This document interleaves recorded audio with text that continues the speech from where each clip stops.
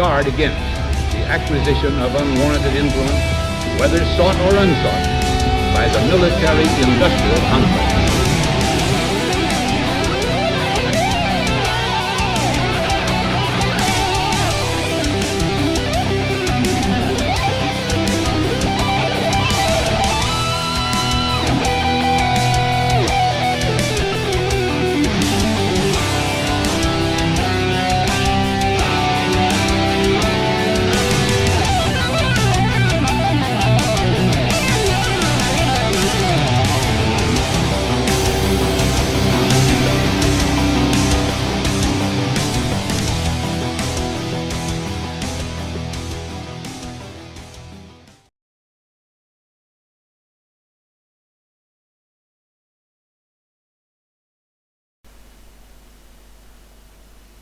Okay, we are live. Welcome back, everyone, and thanks for listening to Anonymous Bites Back. As it's titled, this is a whistleblower special, so to speak. We'll talk about free press, whistleblowers, free Assange, of course, Cypherpunks, and other initiatives. We have a special guest. Now I really hope I pronounced it okay, but this is Milosz Matuschek. Milosz. Perfect. Yeah, I was hoping for that. Maybe we just jump in it. I tagged his account in the stream post, so you can just follow him if you want to learn more about free press and cypherpunks and free speech online. All these things matter to us, and I know to all of you guys too who are listening to us. I mean, pretty much every episode we talk about these things, but now we have someone in who knows a lot about this, and so welcome. Thanks for having me. Hi. Maybe we I was just gonna say, so tell us your own personal opinion and connection to Julian Assange's case and what you've been doing to raise awareness about Julian Assange's case. Okay, so, well, just to say a few words about me, I'm a lawyer, I'm a German lawyer. I started my career at university, and I was basically in Paris for the last 5 years teaching at a law school, at the Sorbonne Law School. So that's where I got interested by subjects like torture, like human rights, criminal law. These are basically the fields I'm trained in, and I was always working as a journalist, like on a regular basis, but in a minor sense. And from this September on, I started to work at a magazine in Switzerland. It's called Schweizer Monat. So now I'm shifting from the legal into the journalistic field. And I learned about the case basically, I think it was soon after Nils Melzer for the first time raised his charges about psychological torture. So it was in May, I remember, 2019, when that was the case. I followed him on Twitter and Medium. I was a little bit astonished that I didn't read anything about these things in the papers. And then I forgot about it, because I saw basically, okay, journalists will do their job and they will speak out about it. Nothing happened. And I recalled the case, basically, I think like it was in June or July. And that's where I decided to write a column about it. I'm also a columnist for the main newspaper in Switzerland, the Neue Zürcher Zeitung, NZZ. And I've been a columnist for 5 years. I've never written about Assange before. And so I submitted the column like I do every 2 weeks or so. And it didn't went so well for the for the first time, I have to say. I have to say the column was quite harsh. I was very upset about this case. I thought that this is like one of the major topics right now. Let's say the relationship between the people and the state. I had the feeling that it's kind of inversed in that case. You know, when people want transparency for making decisions. This is the basic way to go. This is democracy. And in that case, it was turned upside down. And I was feeling like, okay, this can't be true. This can't be really it. Let's say I'm more I have a more radical democratic approach. I have to say, I think that basically in a democracy, every citizen is like a king. So every citizen has the same rights and has the same, let's say, right also to know everything. And of course, this is a very sensitive topic right now, because we see like for years already that we don't have the rights to know everything we should know about what happens, let's say, in wars, in the military field, when it comes to mass surveillance, and things like that. So I was let's say very much more sensibilized by the Snowden revelations also. So that's where I got into these topics a little bit more in 2013, I would say. So the column, to make it short, was the first that was rejected in 5 years. So they basically told me, okay, you can write about Assange and about his, let's say, more or less illuminative approach, but you can't write it in that harsh way, and okay, we can't accept the column at all like this. So basically, this went back and forth. I wasn't so happy to hear that, and of course, I didn't want to drop it, because it felt like, okay, now I'm coming to the interesting topics, and basically, when I write about everything else, it's fine, and now it's not so fine. And so I stayed more or less rigid in that case, and they accepted to publish it and changed some stuff. It was okay. Finally, I was fine that it came through. And then I got contacted by some people, also journalists, who told me that, okay, you're writing about Assange, and yeah, what is it all about? Because we don't read anything in the papers. That's where I learned for the first time that maybe something is going worse here than, or wronger than it should be, because when journalists ask these questions, like basically we don't hear anything about it, they should watch in the mirror and look themselves up and say, okay, if I don't read anything about it, I should write about it, because it's right. It's interest. So and then I thought, okay, maybe if no one does it, because I didn't read anything in the mainstream media about it. There was some minor articles maybe, but not very much in Germany. I started to investigate more and write more about it, and then I did some stuff for the German radio, Deutschlandfunk, did 2 or 3 pieces about it, and so on, and yeah, basically followed the case since more or less June, July 2019. Okay, well, you mentioned Germany, right? It has, compared to other countries, the privacy laws in Germany are still, I think, a little stronger. I've got a question for you, and that is, you mentioned the whole concept of transparency for people in power and privacy for normal citizens, but when do you think, or how do you feel, when did it actually change? When did this switch? Or did this? It's an interesting question. You know, Germany has a quite strong record on privacy. We even had big rallies in the 80s when the German state wanted to pass a law about, I don't know how it's called in English, it's census, when they basically want to count people. Just they make some kind of... right, yeah, that's correct. Census is correct. Census is right, cool. So they basically make a call out to people. They gave them maybe 2 pages just anonymously to answer some questions.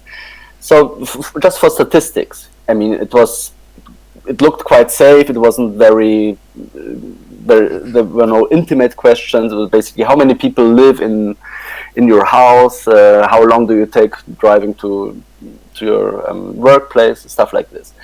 and people were like completely upset about this in 1985, 86 when this law passed, and there were big rallies on the streets, and there was even a decision by the Supreme Constitutional Court in Germany about this, and they basically founded in that case for the first time a right to privacy in the German Constitution. So it's called in German Recht auf informationelle Selbstbestimmung. It means that you can basically decide on what data you want to give on the outside. I mean, you create your own image on the inside and also on the outside. You have your name, you have your private data, and basically it belongs to your personality to own this data in some sense. That doesn't mean legally own it in a property sense. That's more complicated, but let's say in a constitutional way. And this case was quite interesting because people looked like being very sensitive to this subject. And when I grew up, I felt like there's not so much sensitivity at all. And when the Snowden case came out, I was really astonished that it finally didn't change so much to the public opinion. At least, let's say it changed a lot still, but it wasn't like, okay, now everybody's caring about privacy. I mean, all that Snowden told us, things like that basically every smartphone can be hacked, that they can be taken control of your camera and your audio and stuff like this, that they can basically read what you write while you write it, and hack into your I don't know what else, Telegram or Skype and stuff. And this like really shocked me. So I felt like, okay, we lost basically this war on privacy. That's what Snowden tells us. I mean, we don't know anything about it. We need a whistleblower who takes huge personal risk to tell us about it, and it was not the press who told us about it first. Well, he did it through the help of the press, of course, but there were no journalists at the beginning like investigating those things so much. Well, a lot of what Snowden actually reported was already reported in the press years ago by other whistleblowers. But what Snowden really did is he gave the documents for it, right? So, like before, William Binney, he was a NSA whistleblower, and he said basically the same thing that Snowden did, that the NSA was spying, right? And before William Binney, we had the FBI Carnivore program, and I'm trying to remember the other ones. I can't off the top of my head, but there was a lot of different programs that came out in the 90s before Snowden and his leak. But yeah, what Snowden really did is he gave the documentation to show what they were doing and how they were doing it. Okay. And it was like, just to that I can learn also about it. What I thought was new with Snowden also was that he showed that there was this mass spying, or let's say theoretical surveillance of every citizen in the world. That the US finally could do it, and they do it. I don't know if that was out before. Maybe they could do it technically, but did they really do it before? I think there were some programs that Snowden really worked on, and he even, I think Heartbeat was one of those programs that basically they can get into every digital infrastructure of every citizen in the world.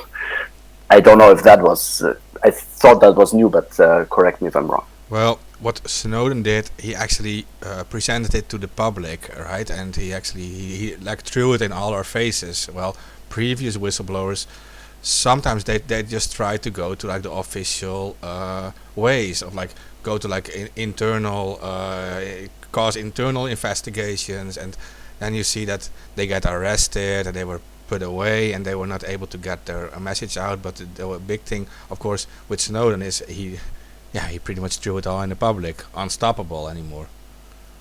Yeah, that's a good thing. Well, as far as I know, it wasn't all the documents that were leaked. The Intercept kind of played gatekeeper with those documents, which is a shame. And then, Glenn Greenwald gave back the access to the Snowden documents to Pierre Omidyar, the old PayPal guy. Hmm. So yeah, it's an interesting situation when it comes to the Snowden documents. What happened to him? I think Snowden said that only like 1% or something was actually Yeah. published of the. Yeah. Hmm. Okay, well, yeah. The Germans didn't care so much about it in the, let's say, on the political level. When Chancellor Merkel was confronted with the news that her cell phone is spied on, she basically like reacted like, okay, you shouldn't do that, and there was an investigation, let's say, on a parliamentary level, and that basically led to nothing. They tried to invite Snowden. I don't think it was such a good idea to do it at all, but basically it went to nothing, and people never learned about it. So we had the feeling for the first time, okay, we're going to barriers. So when interests of United States are concerned, the people shouldn't know everything.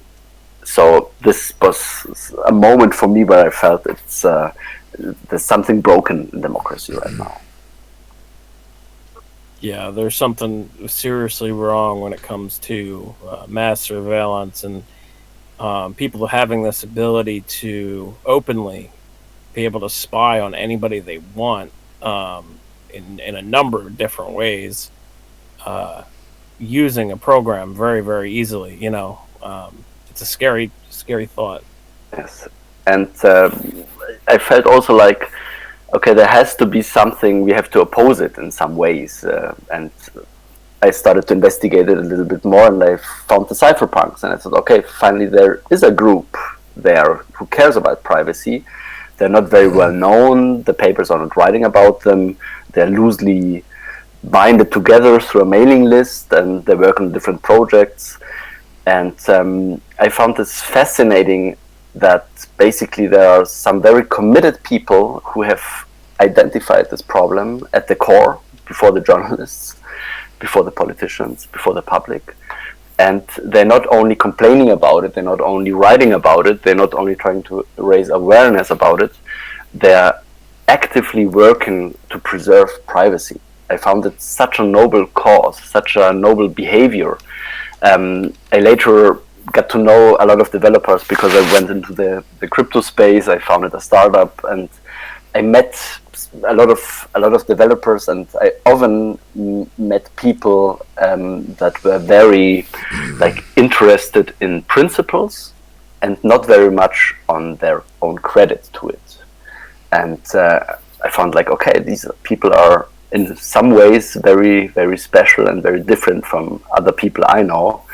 They want to stay rather in the shadows. They develop stuff. They give it out for free. Mm-hmm. And why are they doing it? I mean, they basically really are the people we rely on the preservation of. They're defenders of our basic rights in that sense, and not any institutions, not the courts so much, not the Commission of the European Union, and not very much the associations of journalists, not very much the associations of lawyers. They're quite they're interested in it, but they're not very active in it. And those people really, really understood it at the core, that they have to fight against and build own tools. And now I think we're in this prolonged wake-up process, where people start to maybe get interested more and more in privacy. They start to use certain tools. I mean, we're far away from perfect, of course, as far as the tools are concerned, as far as mass adoption is concerned of the tools. But still, it's it's like you get your first laptop at age 17, and you learn how to basically switch it on and off and play some games on it. I mean, we have to learn now that after the Snowden revelations, we have to do more than that. We have to talk about and to install privacy measures. We have to protect ourselves. It's like it's not like the 70s anymore, where you can have free love and not getting AIDS and stuff. Now we can get infected. Now we know that there's a danger outside, and I think we're now in the last 7 years or so, more and more in this counterculture thing, let's say, this fight back thing. We have to protect ourselves, and I think this is this is what the big challenge for the next years, to get mass adoption in these things. Now, you mentioned cryptocurrency and Bitcoin, and also cypherpunks. Are you aware that the original developers of Bitcoin, or who people call Satoshi Nakamoto, it's actually several people, but are you aware that they were involved with Bitcoin cypherpunks? Yes, Okay. exactly. That I learned quite late. I mean, I learned it through Bitcoin, through getting involved into Bitcoin more and more, and basically I was very surprised to see that this small group of developers, they created PGP, they created Bitcoin, they created BitTorrent, they created WikiLeaks, and this is like a very, very intellectually interesting group. Not only by the stuff they do in a technological way, but they're getting at the core of the power structure. They're getting at communication, they're getting at money, which is also a form of communication, of course, and they're going into information, like WikiLeaks and transparency of documents about powerful people. I mean, this is like a very, very strong way to fight back, to get at the core of the infrastructure. Well, and Tim May, it's very powerful.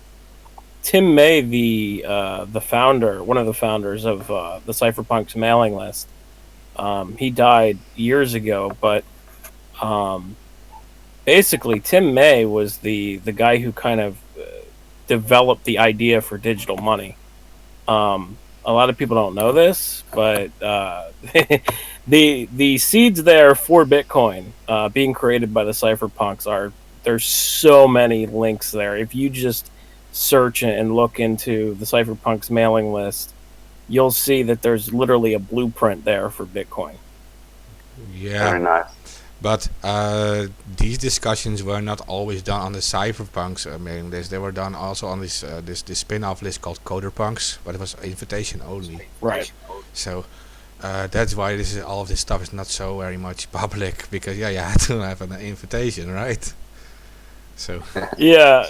And the only reason I know about it is because I know somebody who kind of tipped me off on it and said, here, go read this about Tim May, and sent me a whole bunch of different things, because they're tired of the fraudster Craig Wright going around saying okay.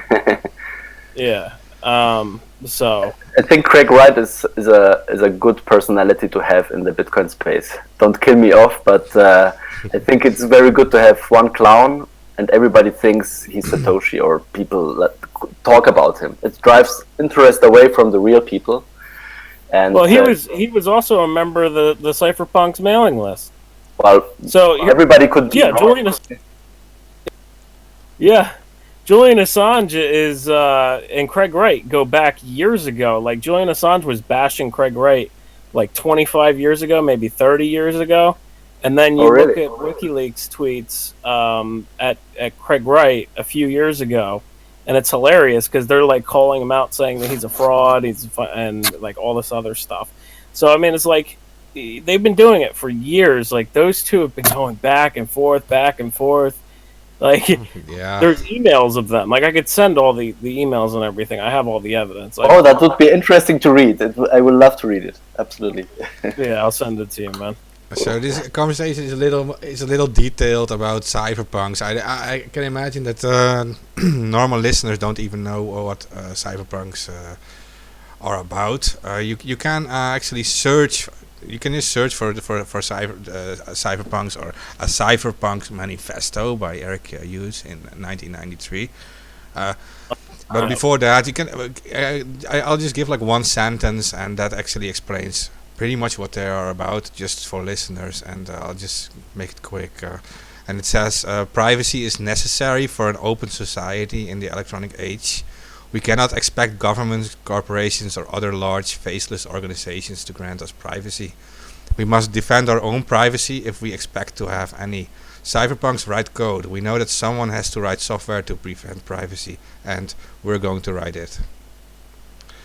So that is pretty much what they were about in 1993, and if you want to find more about it, you can just search for Cypherpunks online.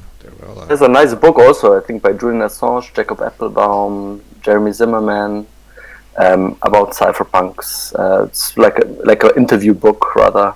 They talk. It's like they talk about a lot of topics, also about Bitcoin, privacy, of course, power structures. So. Right. Yeah, I mean, and like Assange, Appelbaum has been targeted very bad too, and he should also not be forgotten, because like the whole Tor network, it changed pretty much the world too for us. Absolutely, yes. Well, Tor was also originally a Navy project, and then they kind of took over the code afterward. But yeah, I definitely agree. Without Appelbaum, Tor would be nothing.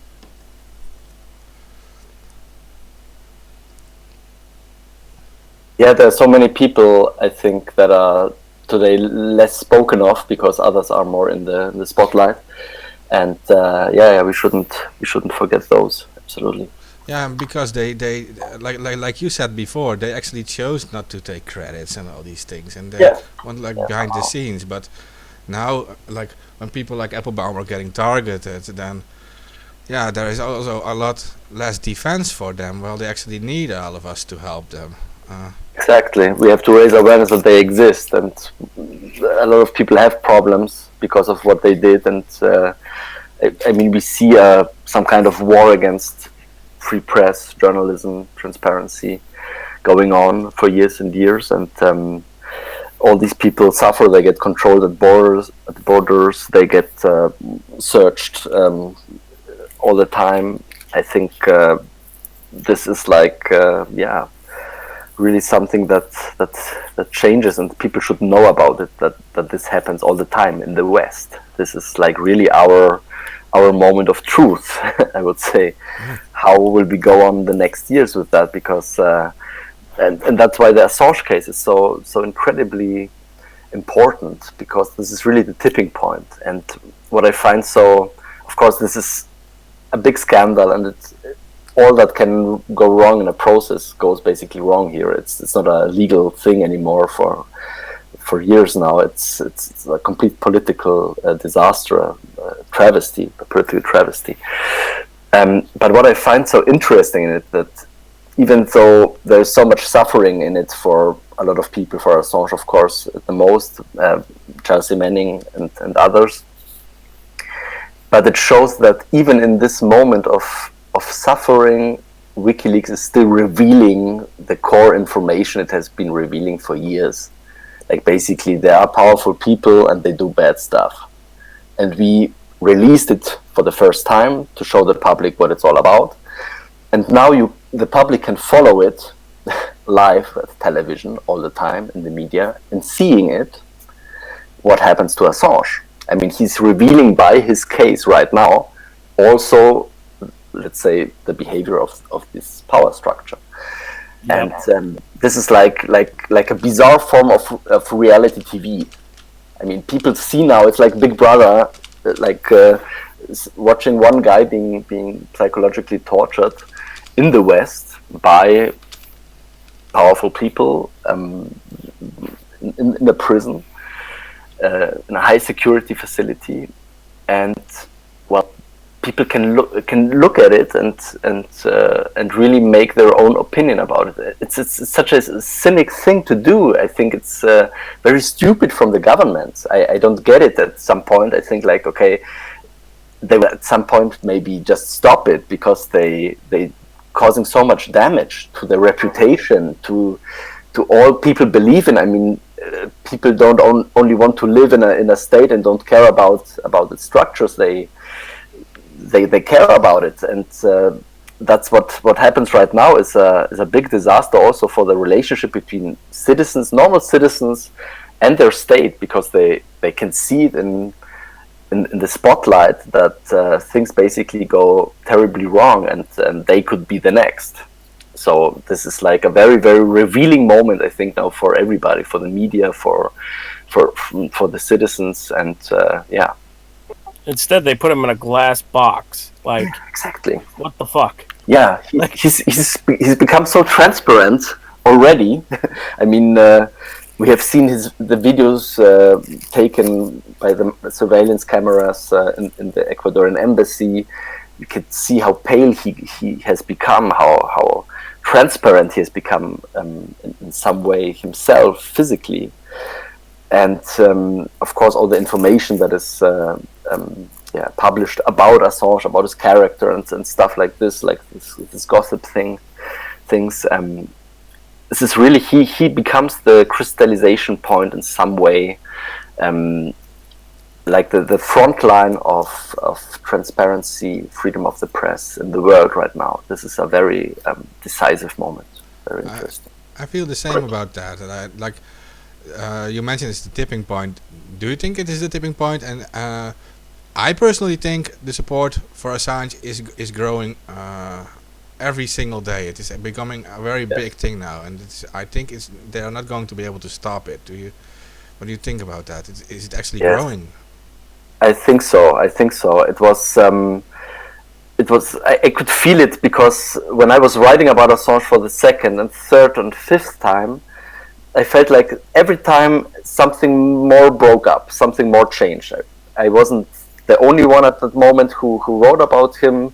I saw that other journalists were jumping on the subject, and I felt like in November or December 2019 that for the first time, okay, we could change the public opinion in some way. We could maybe gain attraction for this subject finally.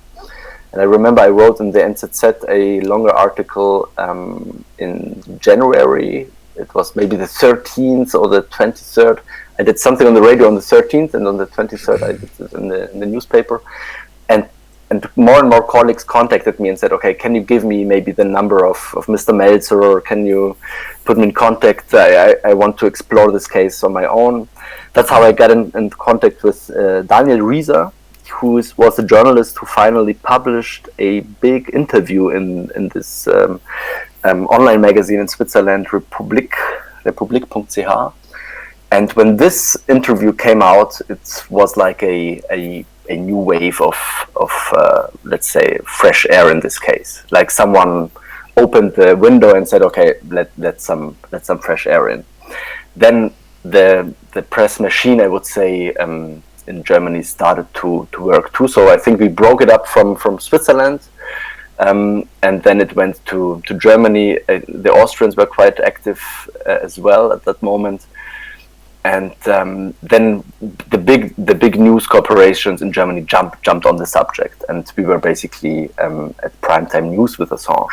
Okay. And not to forget, of course, the rally of Günter Wallraff, investigative journalist from Germany, who published who gathered 100 more or less known people, former ministers, former vice chancellor, actual vice president of the German parliament. So renowned figures who were from the left, who were from the center, who were from the right, a little less from the right, very little people from the conservative side, let's say. But let's say some liberals and some leftists and some conservatives joined together and basically said, this is bad things going on. And they did a press conference for 1 hour in Berlin and published their letter of support, and of course there was the signatory list, and it started in the beginning of February, and this helped a lot too. This basically gave a lot of journalists the feeling like, okay, we are on the wrong side of history. I mean, we need a press conference by former ministers to tell us that there is something going wrong. I mean, this was for me the second revealing moment when I thought okay, now that journalists should have gotten it really, because others are doing their job. They're really bad at what they should do. And but this opened the space. It cleared the space, and a lot more people wrote about it in a positive way. They basically heard to what Mr. Melzer was saying about the rape allegations in Sweden and things that were going on for years, and basically this broke things up. And from that moment, I felt like, okay, now we haven't won the war. That's for sure, but I had the feeling that this can't turn into oblivion again. Now the press is here. Now they can watch basically what happens at the court as well. What they don't do, we have to admit, in a let's say sufficient way at all. It's a disaster. It's still a disaster, but at least they write about it, and they can't say now that they are not spot on, that they don't know about it anymore. So from now on, I'm much more optimistic, but we still have a long way to go. I mean, it's like I compare the Assange case always to the Dreyfus case. Maybe I can say something about this later. Just go on with your questions. But it's the same structures. Like there's the pro people, the contra people, and everybody has their opinion, and everybody has read something, and now it's like, on which side are you on? This is the question that is asked right now. Well, I do want to give you guys a compliment, because you guys in Zurich did actually accomplish if I'm correct, by the way, that in Geneva they offered Assange now a temporary visa for medical reasons, right? Yeah, that's an interesting thing too. It's not yet fully implemented, of course, but there is a decision, that's right, by the Geneva, let's say, government.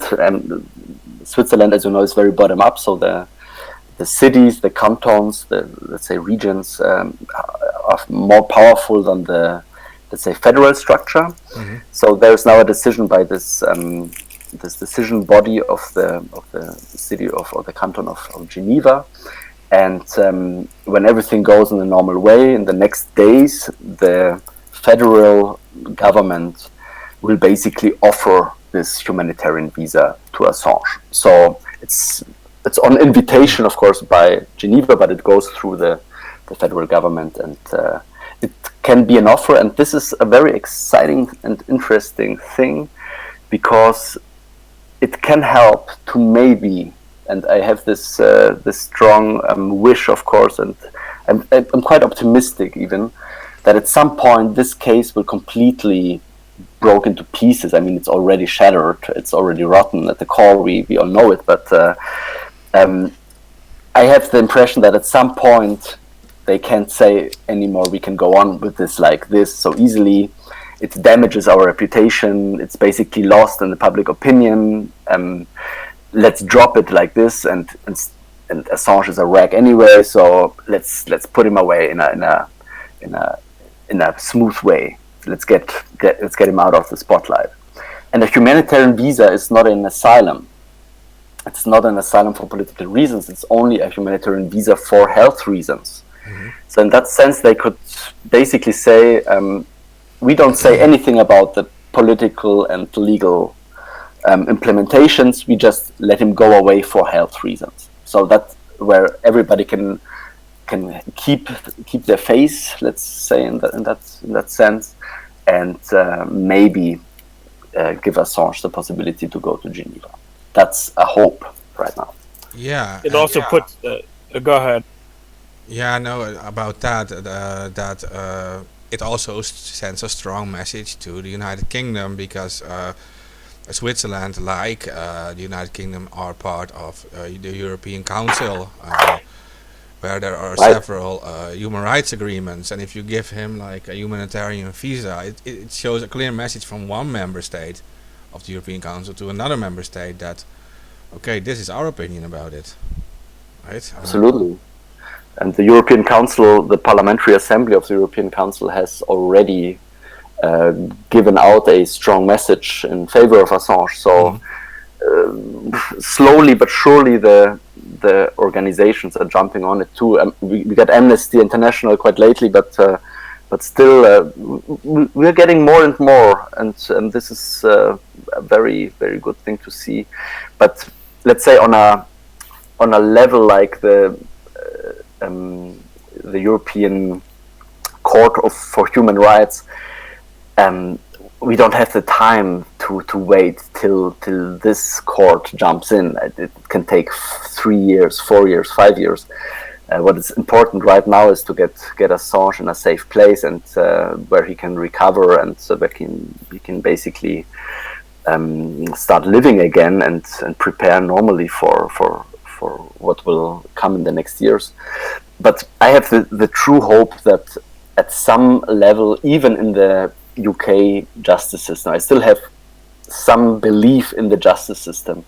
I just can't imagine that a high court in London or a Supreme Court looks at the same case and doesn't say, "Oh my God, how the fuck did it come to me that I have to decide on this case? This case is so confusing and so dazzled and so rotten." So, and I truly can't imagine that a high court or a Supreme Court in the UK agrees on this extradition thing. I truly can't believe it. Otherwise, it would be really for everybody to see that the UK British system is wrong in some ways, and that's why the humanitarian visa is so important, because it can finally drop him out of this whole nightmare in a way that everybody can agree with. I think it also puts pressure. What I was going to say earlier was, I think it puts pressure on both the U.S. and the U.K. To drop this extradition request. Otherwise, then they're going to be extraditing a citizen with a humanitarian visa, and it's going to look bad for them, press-wise, very bad. It only goes worse for them. I mean, it's like the earlier they get out of it, they can only win if they drop it as quickly as possible. In my opinion, of course, it doesn't go in that way, and the US are not acting in that way at all. And under Trump, I've never seen Trump like stepping back from one crazy idea that he might ever have had. And if he wants him, he will maybe go to the end. But at some point, I think this has to burst. And I mean, the pressure is there, and the pressure is growing. And the more pressure we can put on the streets, the better for Assange. This is truly the thing now. It's a battle on the streets right now in a democratic way. Yeah, it's a battle of showing presence. Yes. To show that we're watching. The whole world is watching. The whole world is watching, and that's why I make this parallels to the Dreyfus case. The Dreyfus case, I don't know if you're familiar with it, but it was a big scandal at the end of the 19th century in France. There was a captain from, let's say a captain in the French army who was of Jewish and Alsatian origins, and he was basically charged falsely with charges of espionage and of treason. And then was a showcase, and he was basically like banned on a small island where he starved for some years. Interesting. Never. There were like intellectuals jumping on it slowly but surely. It was like in the Assange case, basically. And I think the Assange case is even bigger than the Dreyfus case. I will explain that later. But the Dreyfus case was like the first, let's say, revealing moment where something like the public, the Republican ideas, the democratic ideas truly were put to test. Because there was the army that was very strong. They put on a let's say a secret trial on him. It was like an Assange case, basically. That's what he's waiting for at the US. And they made up documents and stuff, and so it was really, really rotten also at the core. And there was a famous writer, Émile Zola, who wrote a piece that was called J'accuse, I indict. and it was published on the first page of a newspaper, and it was a letter to the president of France, Félix Fauré at the time, asking for release and rehabilitation of Dreyfus, because this case is not a just case. It's basically a kangaroo court. And this stirred up the public. There was a really true discussion about this case. It really put the existence of France to the scrutiny of the public eye. It went around the world. Even Mark Twain wrote about it in America. Then, so it was, let's say, a first true big public event, and a lot of people say that was the moment where intellectuals were invented. Public intellectuals were somehow coming to the scene. You could be powerful. You could be an own powerful player as a writer with your own ideas and with your own style. And finally, to make it short, there's a movie about it, of course, right now, the Polanski movie J'accuse. If you can watch it, try to see it, and you will see a lot of parallels to Assange.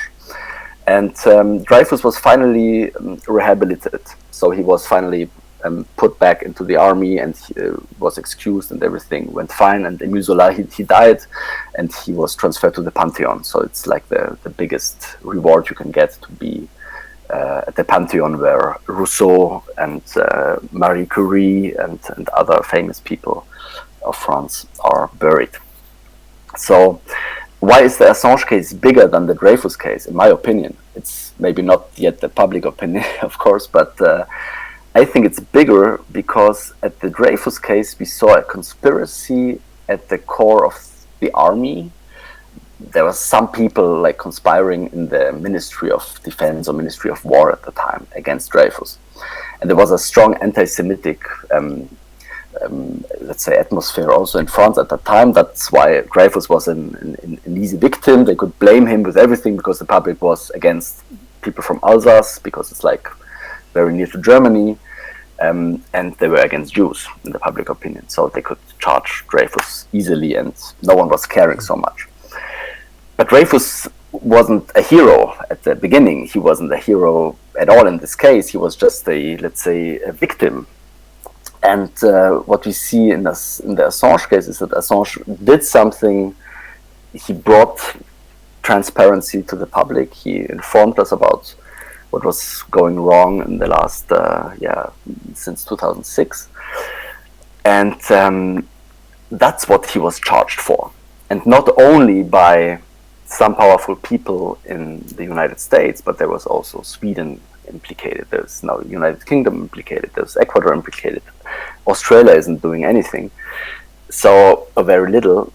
So it's on a higher level. It's a scandal on a higher level because it's more like a sort of conspiracy or a collusion between states to just get one man down and silence him and make an example for the whole world to see that this is what happens if you tell the truth, if you bring the facts, the information, which powerful people don't want to see published. And I wouldn't underestimate it. When we look at how the Dreyfus affair went for years and years, this could be truly something of that dimension. And I think it's even bigger in let's say in a world where communication is as easy as it is today. This is a case that everybody will follow from now on, and I think it will become very, very big. Yeah, and what is also very similar is against Dreyfus. The press was like also making up. They had a very bad role in it, right? They were like, writing so much lies, so many lies and things about him. Yeah. Also anti-Semitic, right, back then. Right. Like and it was like it was the same structure. Like if a guy isn't made sympathetic to the public, you can basically do everything with him. That was made with Assange on purpose, with his rape allegations. So what the Jewish origins and the Alsatian origins were to Dreyfus are the rape allegations to Assange. Basically, it's like a, I don't know, like a rotten coat you put on, which stinks, and nobody sees you as a human. They only see you in the stinking rotten coat. Like when you look like a bum, people won't be so sympathetic to you as if you look like someone who's working at the city in London who has a tie on and stuff like this. So basically, by changing the image of a person, or like using the bad image of a person, you can dehumanize people, and that's what happened to Dreyfus, and that's what's happening with Assange as well. Yeah, that's like the CIA's like favorite thing to do, is dehumanization of somebody, and we saw that a lot with Assange, and not just the rape case, or I'm sorry, rape allegations. That it wasn't a case; it was allegations. Put that out there.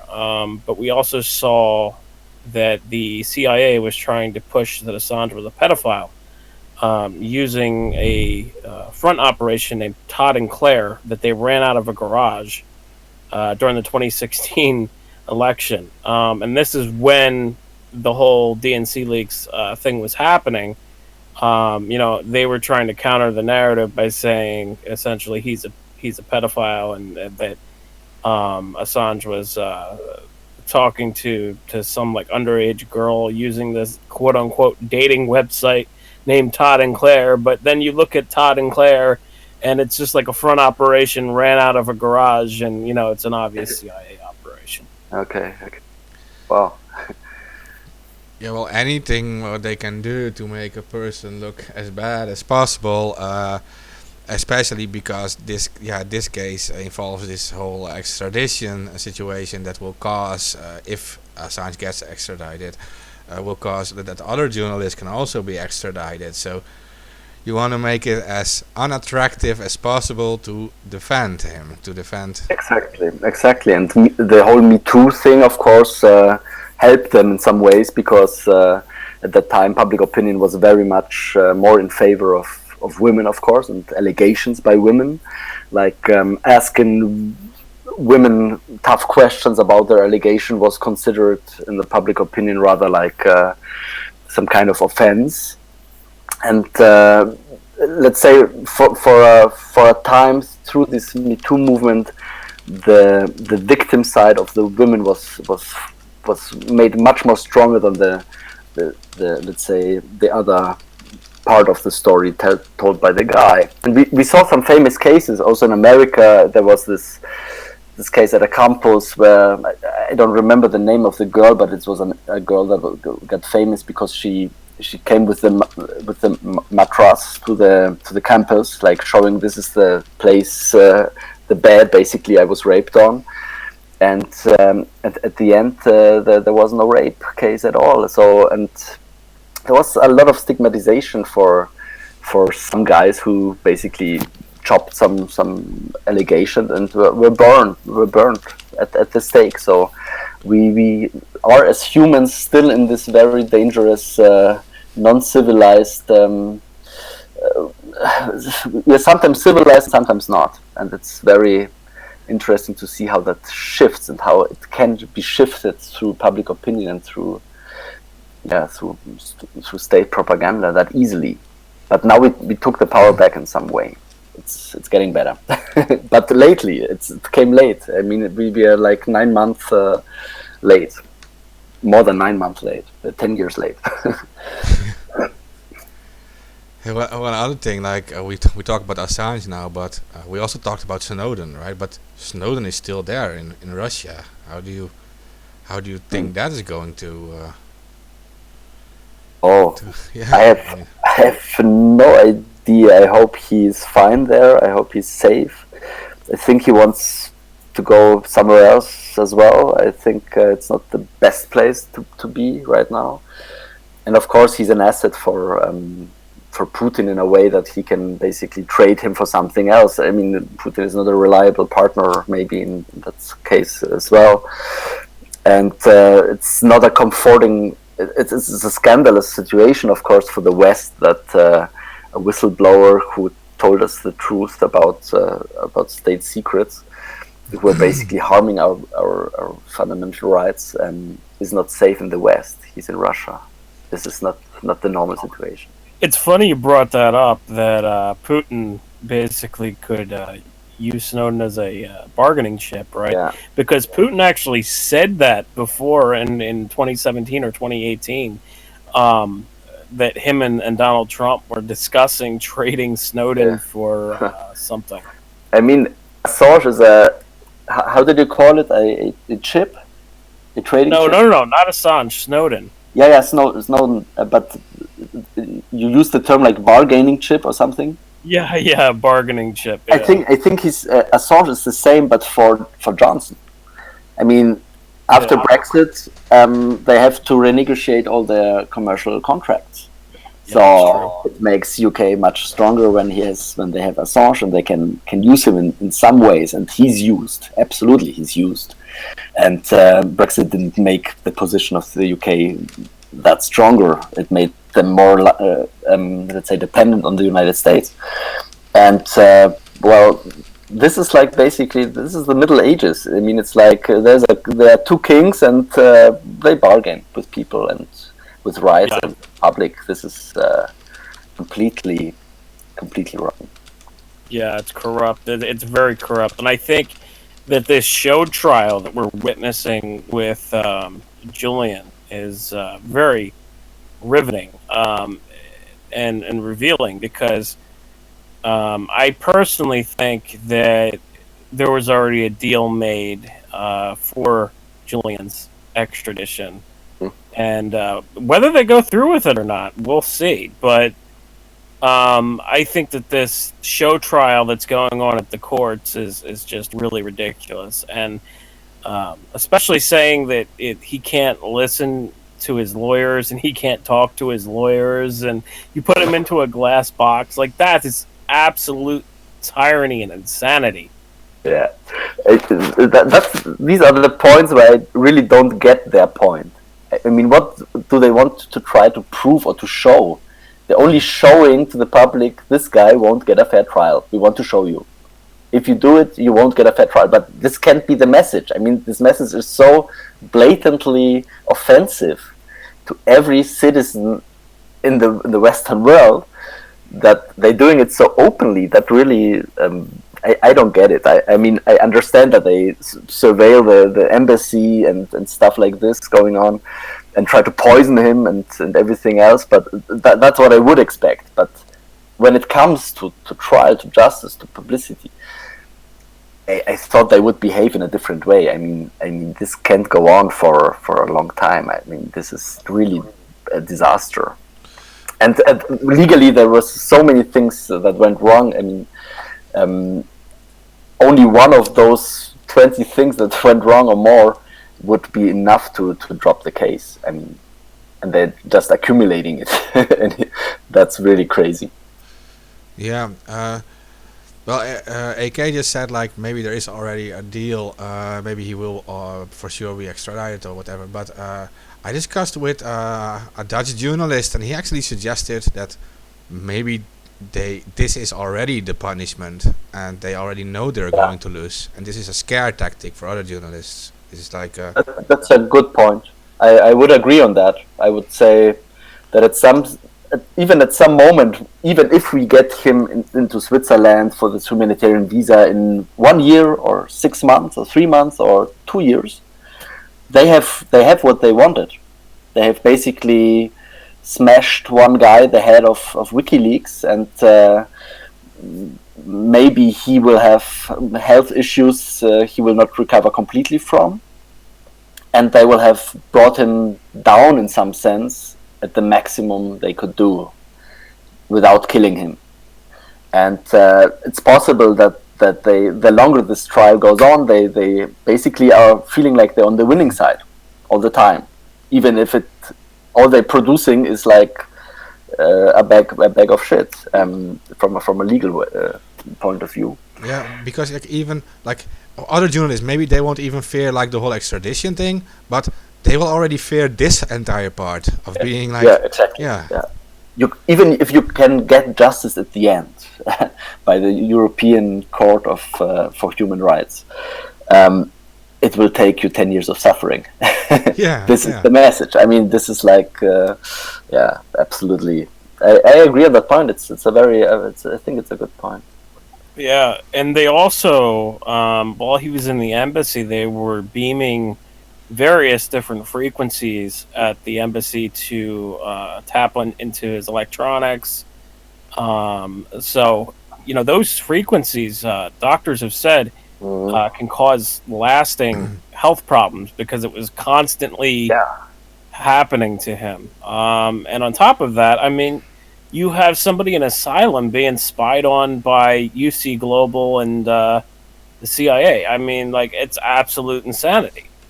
It's like, it sets such a precedent, this case, that if this is allowed to continue, right?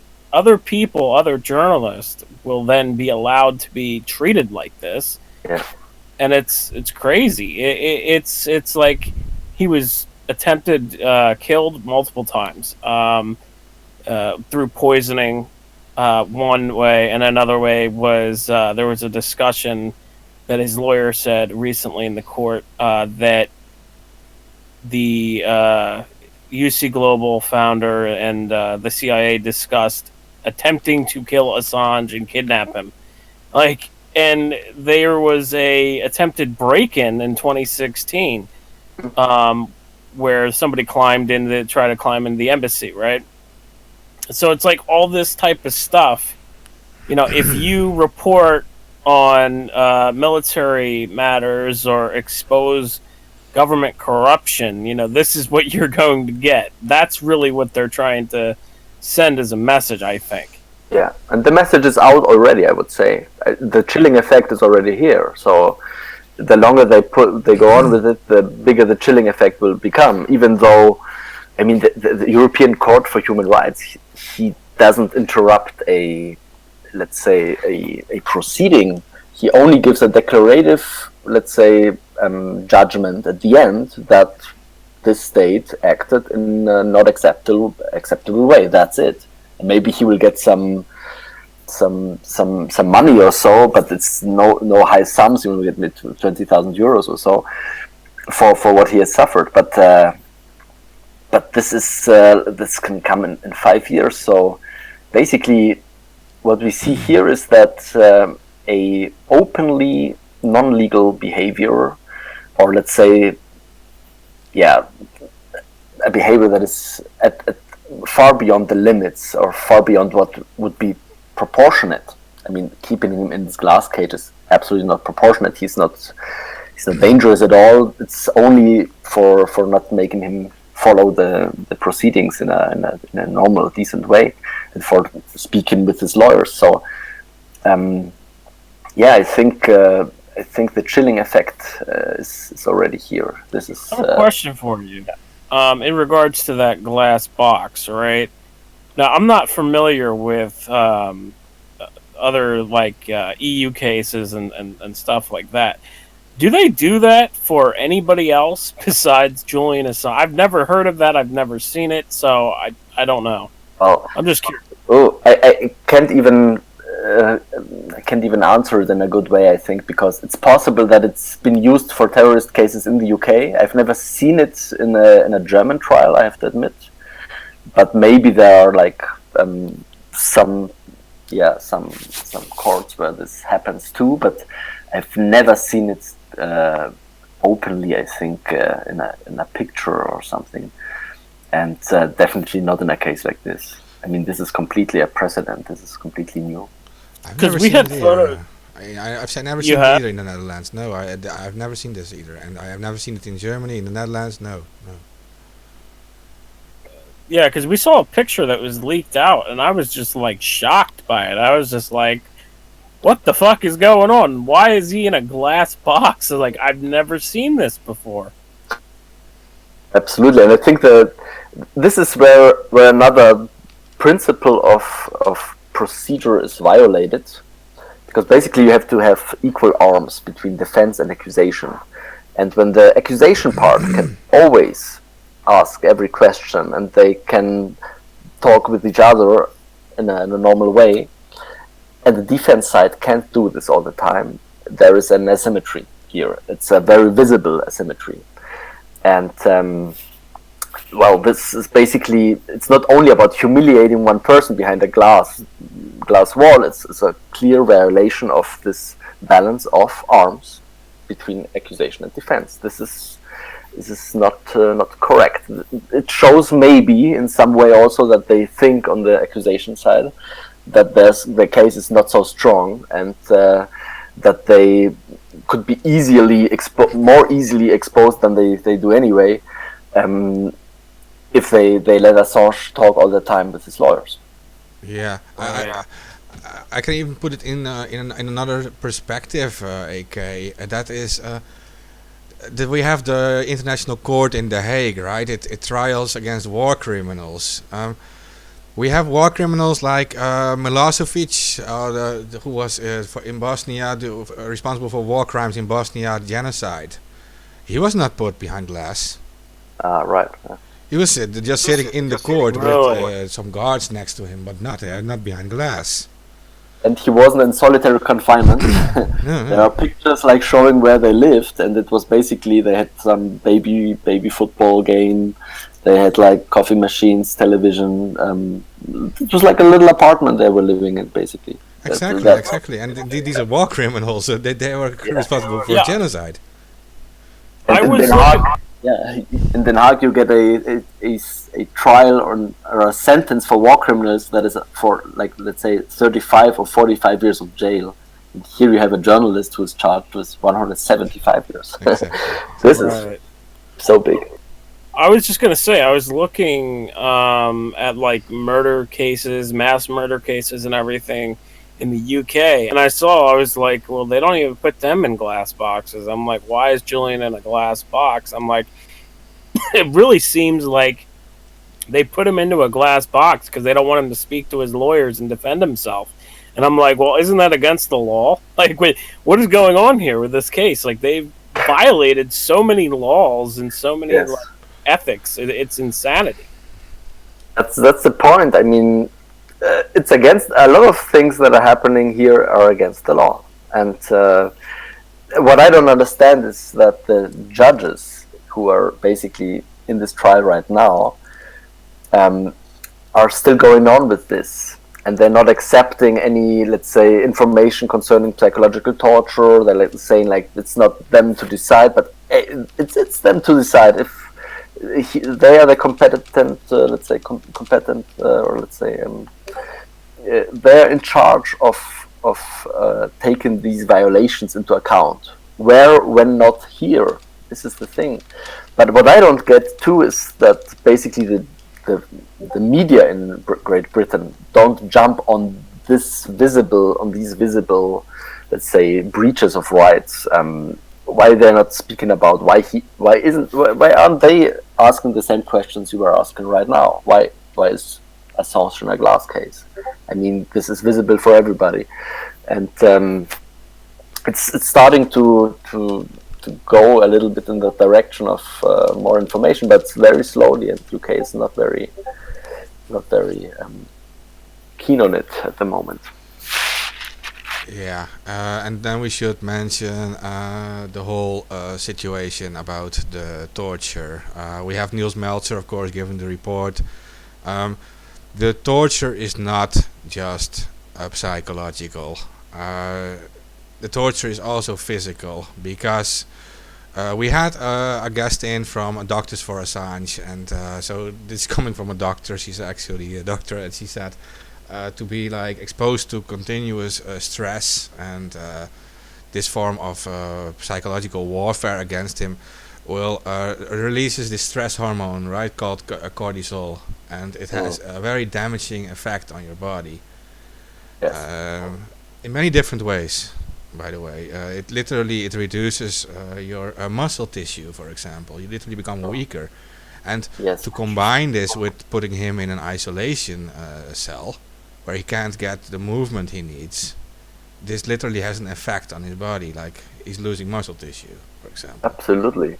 And I think it's an important point to point this out, because when you speak about psychological torture, people think, okay, it's less intense. It's not as bad as in the Middle Ages. They don't put people in some, I don't know, cages, or let's say torture them in a way that they bleed or something. But you have to really say it like you do it. That psychological torture, of course, is a way to torture physically. It's just a way that is not so openly visible. That's let's say a technique to mask the real torture behind it.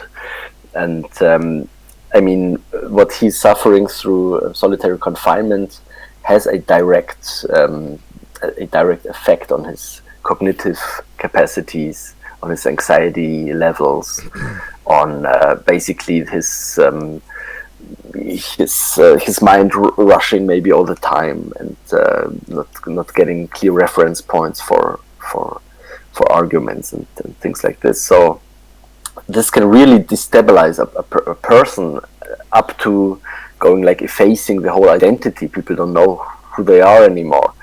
And there are cases like this where people didn't recover from this psychological torture things. And this is like very, very, very alarming. So it's absolutely not only about psychological discomfort or something like this. It's definitely a punishment, and it's a very, very risky situation for him.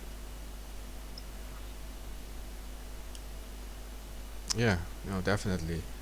And people should realize that, and that it has not been going on for just a few months. The first reports, I think, are from before 2014 or already 2015. Yeah, Niels Melzer visited him in the embassy, and he had two medical professionals with him, and he already wrote a report about that. He felt it is a form of psychological torture. So we're talking about years and years of this going on.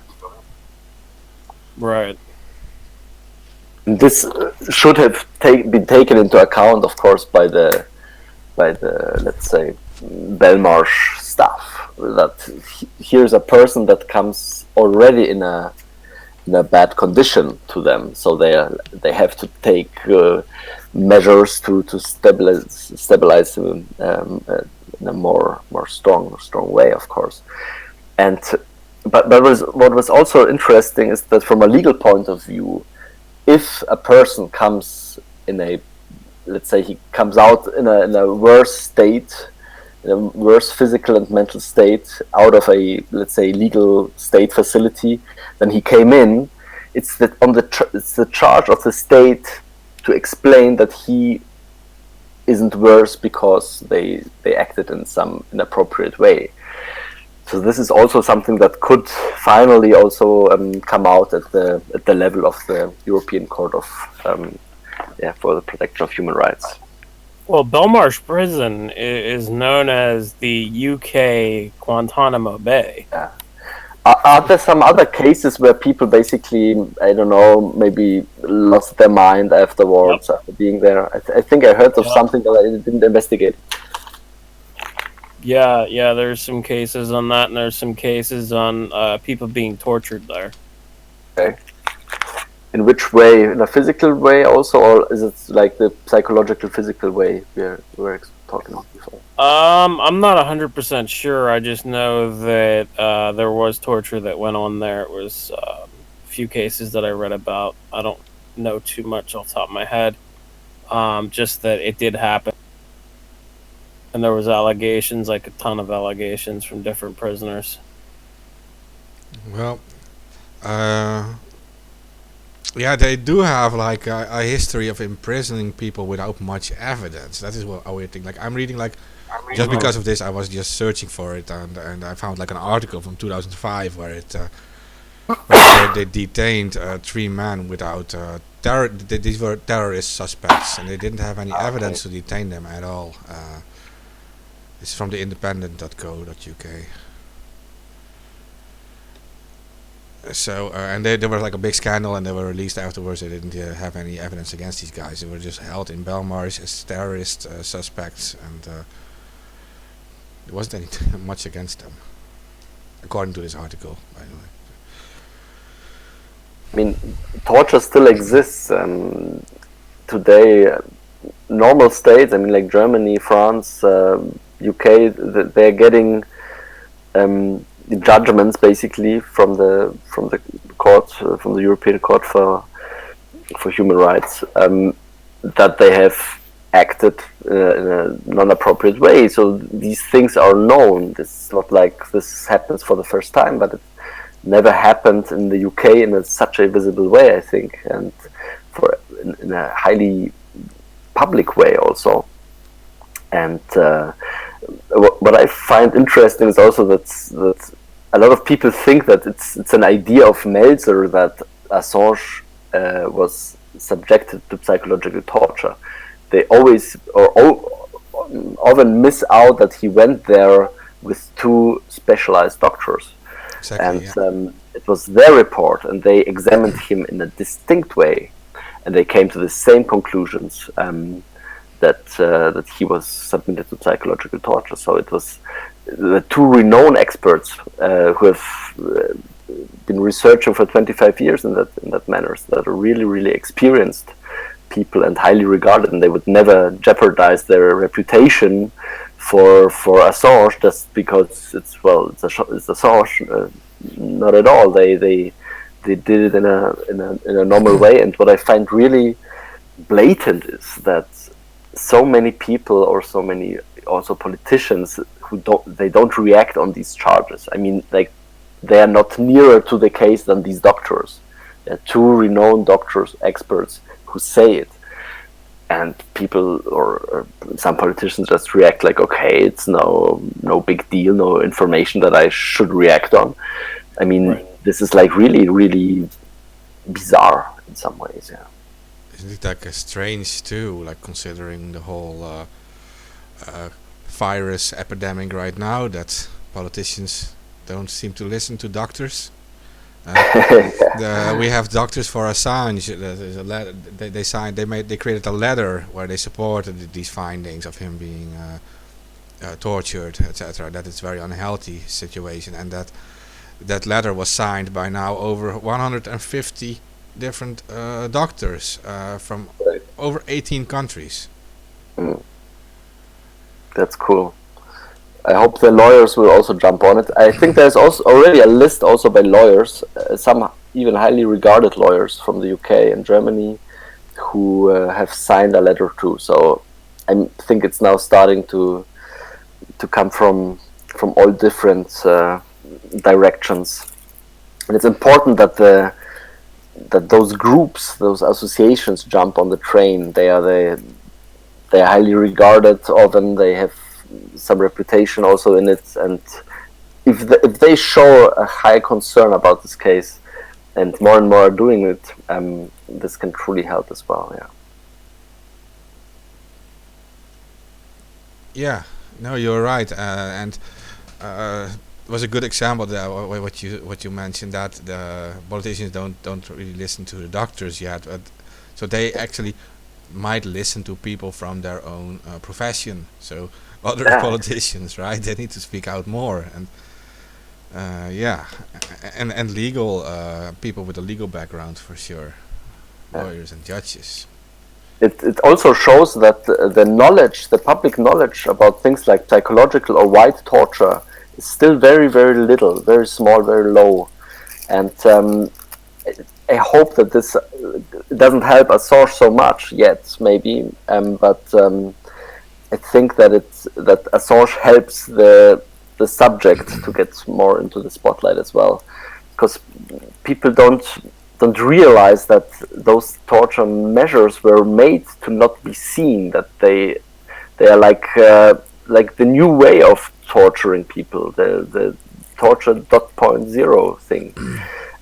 It's just an upgrade, and people have to sometimes maybe be remembered about this, that this was made on purpose, that it was discovered, I think it was in Guantanamo, it was the even psychological associations from the United States who worked with the CIA on these programs.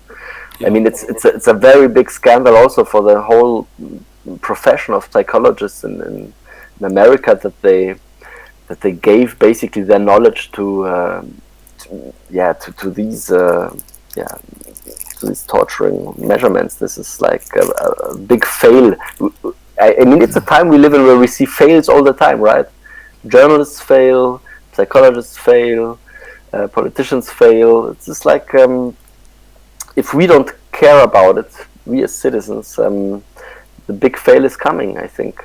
But I hope we are waking up right now. Yeah, and what listeners should realize, activists, journalists, is that this guy Assange, with his whole background, with the cypherpunks and other things, he was prepared for this. He knew what they would do to him, and so he was always prepared for the worst. But imagine if they catch you from the street, or they catch another journalist who's not prepared for this. Imagine that you won't survive this like he does right now. That's true. Like, yeah, there's so much pressure that you put on one person. This is like, it's incredible how long he's even lasting against this. Yeah. And I think if it happens to a person that is so worldwide known, like Assange, it means that everybody who's far less known, or maybe only known on a local level, is much more in danger even to submit something like this, or to because I think, who will care about me? I mean, if it takes 10 years for the world to wake up to look at the Assange case, well, you can bury people basically in jail for years. Or worse, not even just jail. I mean, you could just assassinate people. Yeah, sure. Or spy on them, like having to Assange in the embassy. And on that note, I wanted to just say that Craig Murray, who's a former ambassador to the UK, I believe, yes. He said that Assange looked like he was poisoned in court during not the last court appearance, but the one before that. He said that he looked poisoned, like he was being poisoned with some type of like nerve drug or something, because he said that he like hesitated to say his full name and all this other stuff. Yeah. And then like we see him just recently, and you know, he looks like not 100% fine, right? But he looks a lot better than he did the time before. I'll tell you that. Yeah. Is there something known about the medication he's getting? I read some stuff, but I'm not sure if it's correct, that he's getting like benzodiazepines, and which have a harmful effect. Like basically, you're working quite fine with it when you're on it, but when you put it off, you basically lose your memory. You get distracted from. Also, it's like a kind of like a mind warfare drug. Do you know something about it?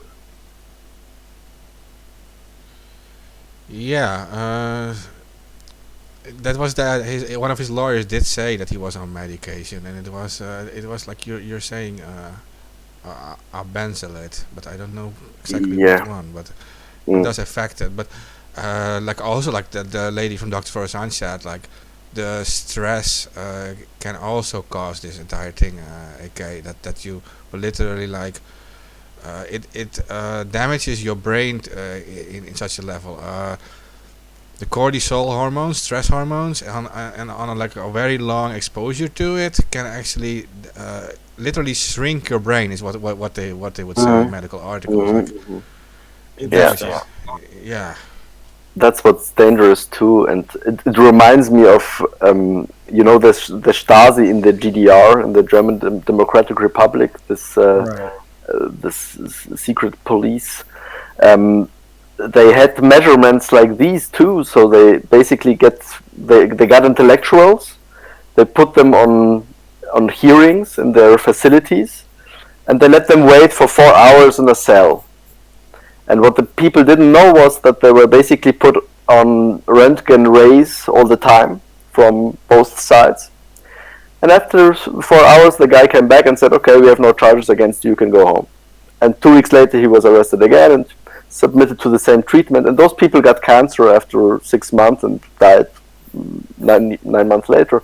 So there are many possibilities to really crush people, and when these allegations are true that he was put under medication in a which can be harmful, this raises another question about these things, and if they did it on purpose, just to harm him in that way also. So yeah.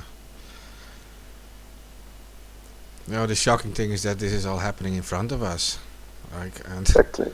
yeah, and it's like it almost becomes like normalized now. It goes on, and it becomes such a long process that we're accepting that this is happening in front of us, and it becomes very weird. It's very weird if you just sit down and then stop reading everything and then just think about that one thing, that you just see a journalist sitting like that there. He's not a criminal, and they actually are aware of this, that he just did journalistic work. And that to me is very, very, very shocking personally, because like we pretty much do the same thing. We also do journalism here. I mean, yeah. Yeah, right. Yeah. Like we're not talking about we're not talking about a murder. Like he's not being accused of murder. He's like, no, he was publishing on a platform, and everything was delivered to that platform. He was not doing anything illegal. We made a little rally here in Zurich, organized by the Assange Committee from Switzerland, and I was there with the other legal colleagues, Philip Stolkin and Andreas Noll, who are working with me also with basically they're doing more the work, more the legal work on this humanitarian visa thing. And we delivered some speeches. There were some maybe 120 people there. It was a very nice atmosphere. And Philip Stolkin, in his speech, he made this very nice example. He asked the people, if there happens a murder right now in Zurich, and journalists are reporting on it tomorrow, who gets arrested? Exactly, the journalist. And I mean, it's like this. It's and that's why I think the more people learn about this case, the more people dive into it, and it's not so easy to dive into it at the first place because there's so much information. Still we don't see the whole picture yet. There's still some things that we don't know enough about, of course. And so it's already quite complex to tell. It's not so easy to make an elevator pitch on it. You know, if you tell your friends about it, there's this whistleblowing guy, blah blah. He's not even a whistleblower, but anyways, people confusing him with Snowden and everything. So it's not so easy. But what people get, I think, as a narrative is that there is injustice, and what appalls them, what I think in some ways shocks them, is this blatant injustice that people who committed crimes were not sentenced, and the guy who reported on it is sentenced right now.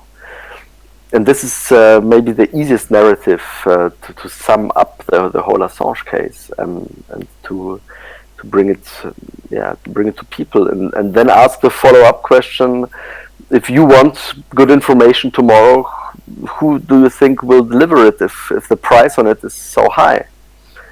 And then I think everybody gets it that democracy is in its core not functioning anymore, because without transparent information we can't make decisions, and without us making decisions it has to be someone else who's in charge, and this is not any democratic country anymore then. So we are really at the tipping point of I think this whole Assange case is highlighting so many things right now, and bringing up so many conflict lines we haven't investigated enough in the last 10 years as citizens, and it's now coming up in a very, very condensed way, and it's so important to watch all the steps now very closely, because it's so sensitive and we can so easily gets slipped off the edge, and then it will be very, very difficult to recover rights. I mean, if you don't fight for rights, you lose them. It's like liberty. It's like something that like a muscle. You have to train it in order to make it, to keep it strong. And we as citizens in the last 10, 20 years have done very little as a whole to fight back. And it was thanks to the Cypherpunks who gave us the tools now, and who are working in a more let's say active way on these issues. They give us also hope. I mean, this is really something that is important for people to know, that things can change. We have the tools. It lacks maybe organization. There are many things lacking, of course, but on a theoretical level, we can communicate in a private way. We can fight back. We can truly organize society differently with a new kind of money, with a new kind of information system like WikiLeaks.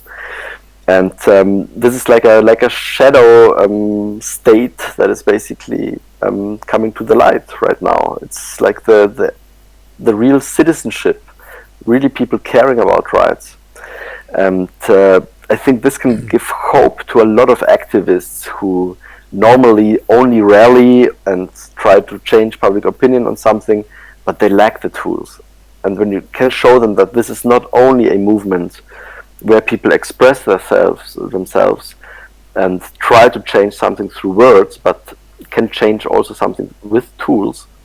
This can empower, I think, a lot more people to jump in. And for me, the whole case is not only about Assange. It's a lot about Assange, of course, and it will not finish with Assange.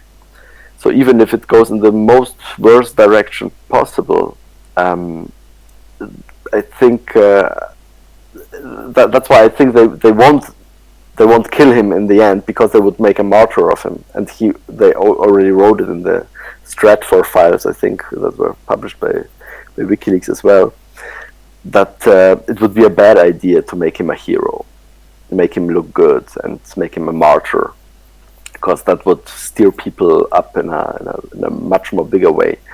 So that's why I'm also optimistic that in some moment we will get him out, and let's hope he will be still in a acceptable, good condition. Yeah, and hopefully he'll be going to Switzerland fast to get some good medical help. Yes, here in Geneva, what is the good thing also about Geneva is that they have a specialized hospital for victims of torture. So in that sense, he would be in a not only very nice and good environment, but also he would get the best treatment that is possible. And Switzerland is, of course, renowned not only for helping dissidents in some way, but also for a very good best level of medical help. So he would be in safe hands here. I truly think that Switzerland could be proud to have Assange here, and to show to the world that information and skin in the game matters. Yeah, and I agree with you, and I'm also hopeful about that. This case, and now it does finally get attention, the subject of free press, and how it needs to be protected, and you could look at it from the positive side, that it finally gets the attention from the general public, that they are now realizing that this battle is actually going on, and that it has been a battle behind the scenes for a long time, with the whole cypherpunks, and Snowden threw it in the public, but it was just it's tuned down after a while again, and now it is like we're dealing with this every day, and it becomes bigger and bigger, and now maybe finally we reach this point that the general public now is going to say, like, it is now enough, right? It is. And it's not a one-time story. I mean, the Assange thing is not a one-time story. And the Snowden thing wasn't a one-time story too. So people learned about it in 2013, then they learned about it later on. Journalists reported on Snowden. Now Snowden put out his biography, Permanent Record, a very nice read, very interesting, very exciting, and it's still a success. So they didn't forget him. I mean, this is important to see in a positive way also, that I mean, you say if you want to get someone interested by a subject, you have to talk to him in 10 different ways about it, and again and again. And I mean, this whole privacy thing is so difficult to sell to people because, like, saying if people don't care about their own information because they think they have nothing to hide. You can't get them to this sensibilization phase. But the more they hear about it, and the more they see how information, if it's not preserved by them, can be used against them, I think we can break new dimensions in this whole privacy discussion, and we can get it on a more mainstream, broader level. I know it won't be the biggest mainstream level ever, probably, but especially the younger people, I think, the now Generation Z, 18, 20, 22, are more sensitive to these subjects, I think, than the millennials were. So I consider myself still as a millennial. I got 40 today, so now I think I'm almost out of the range. But yeah, it's how do you see that with the younger kids? Do you think they're changing, or are they as stupid as the millennials? Well, they do grow up with technology, but they many of the young people, they accept it as being like a part of themselves already. Like they live inside their phones. Like I travel with the train sometimes, and I see everyone in their phones. But they are actually more aware of what technology is capable of, and that is hopeful to me. Like they understand technology better, and they realize that there is actually like a camera in their phone and a microphone in their phone, and they realize they can be watched on it. And I do see people actually like putting like a little tape on their webcam.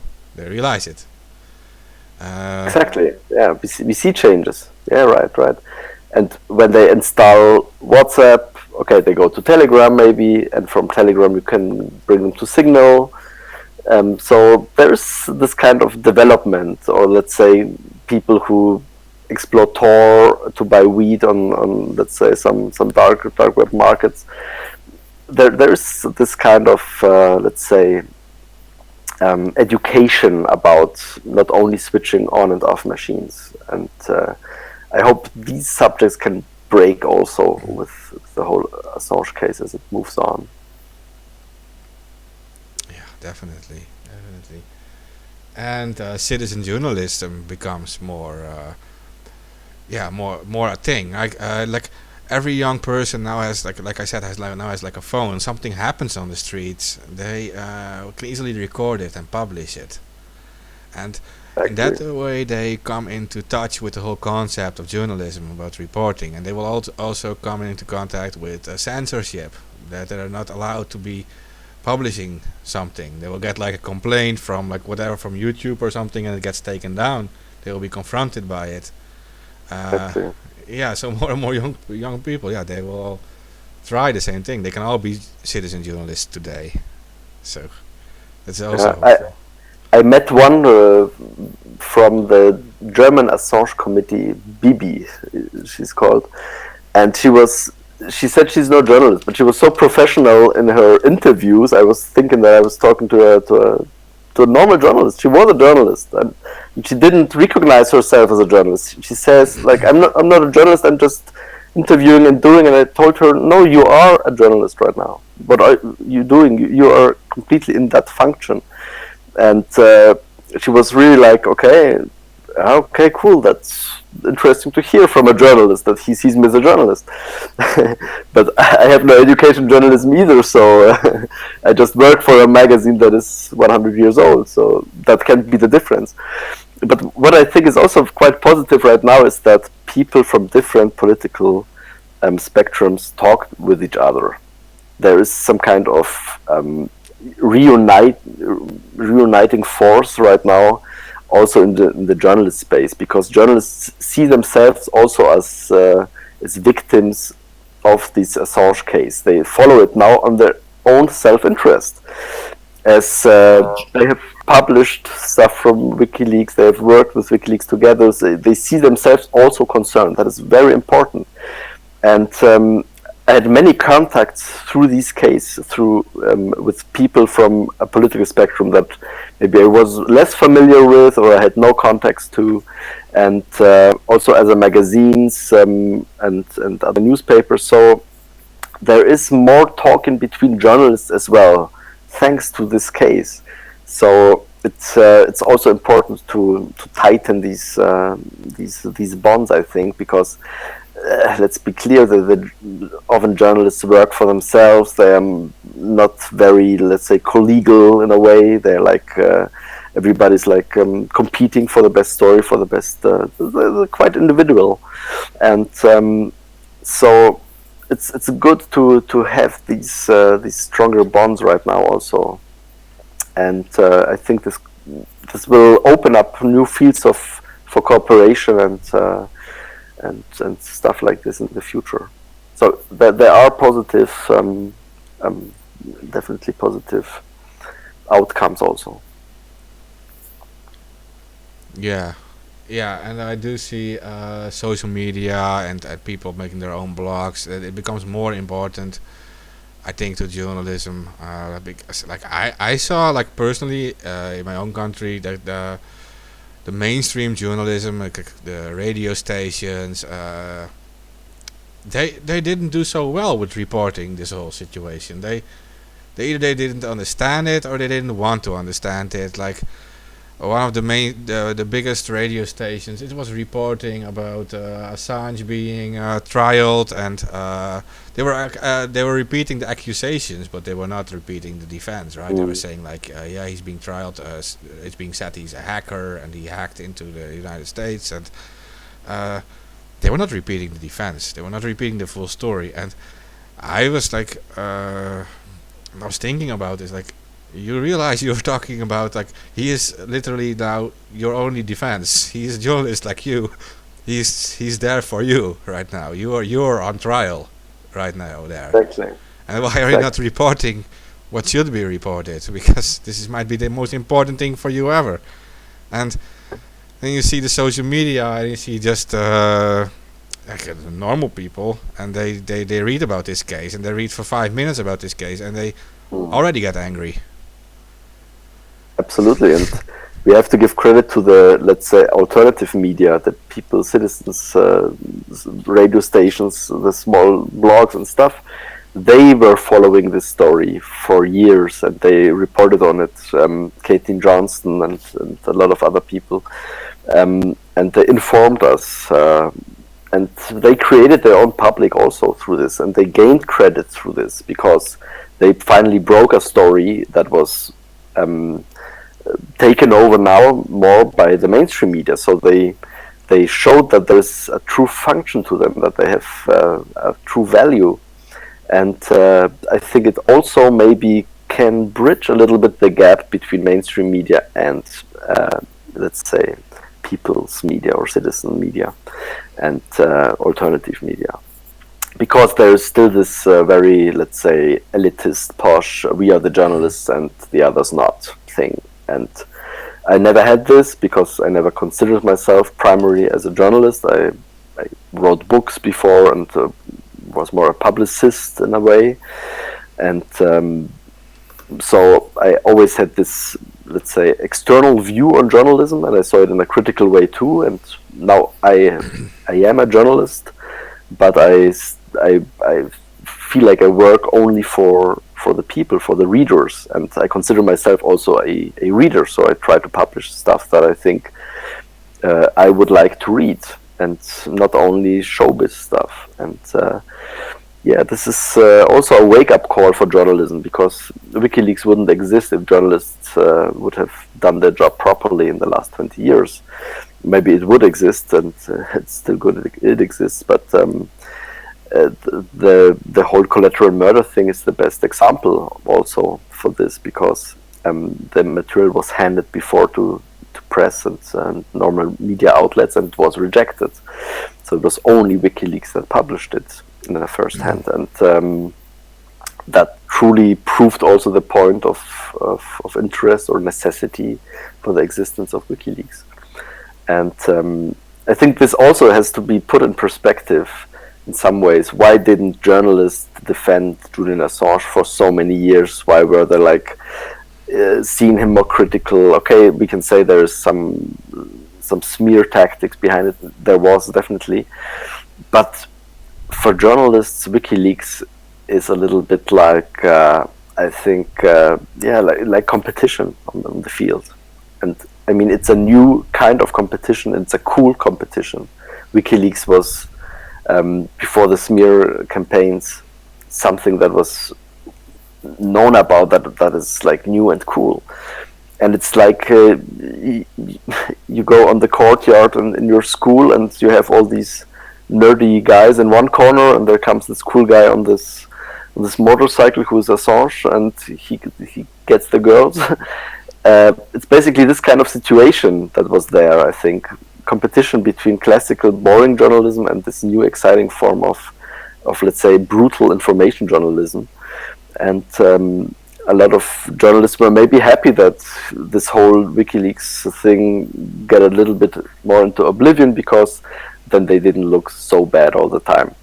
And well, I think we should come over these things quite quickly in the interest of everybody, and work more closely in a new kind of journalistic way, I think. And when I think of all the information that are still on the WikiLeaks servers that have never been taken into account by journalists who were not really worked into stories, and I mean, there's a treasure lying there for historians and for journalists right now, and it could show the world in a really new picture.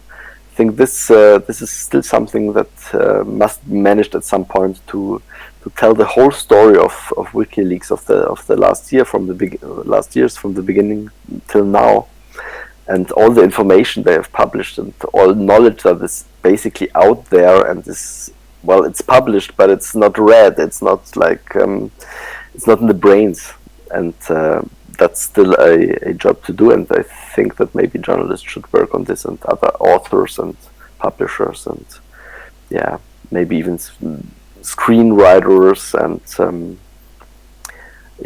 romanciers, novelists, and so on.